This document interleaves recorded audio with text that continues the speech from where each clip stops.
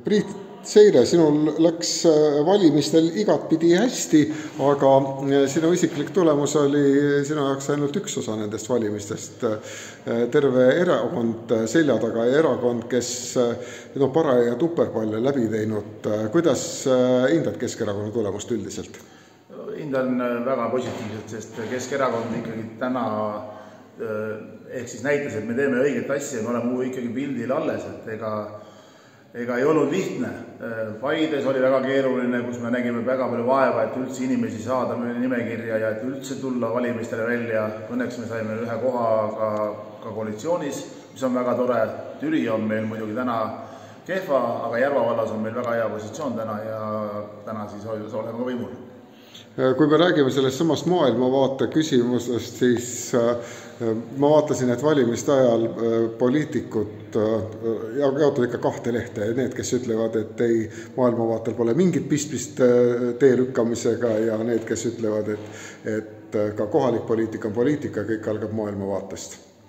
Kuidas sina kommenteerid? Mina ei näe seda maailmavaadet nii suurest, et ikkagi kohalikku poliitikat saavad teha inimesed, need, kes hoolivad enda kohalikust elust ja siin ma usun, et maailmavaade kindlasti rolli ei mängi.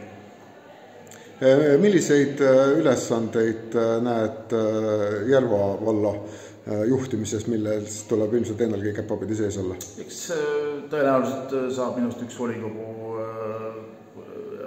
ehk siis volikogu aseesimees pigem on täna selline kokkulepe.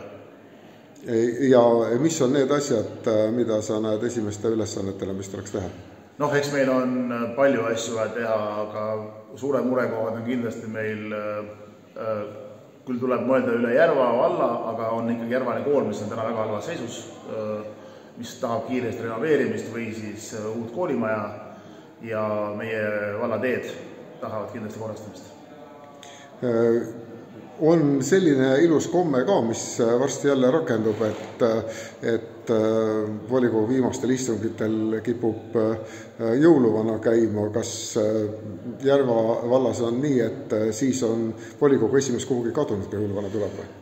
Paraku on see viimased 8 aastat sedasi olnud, et ma ei ole saanud olla volikogu jõuluistumise juures, kuna teadupärast olen ma sel ajal teises rollis, aga äkki see aasta õnnestub, ma ei ole kindel, aga loodame parimat. Edu! Aitäh!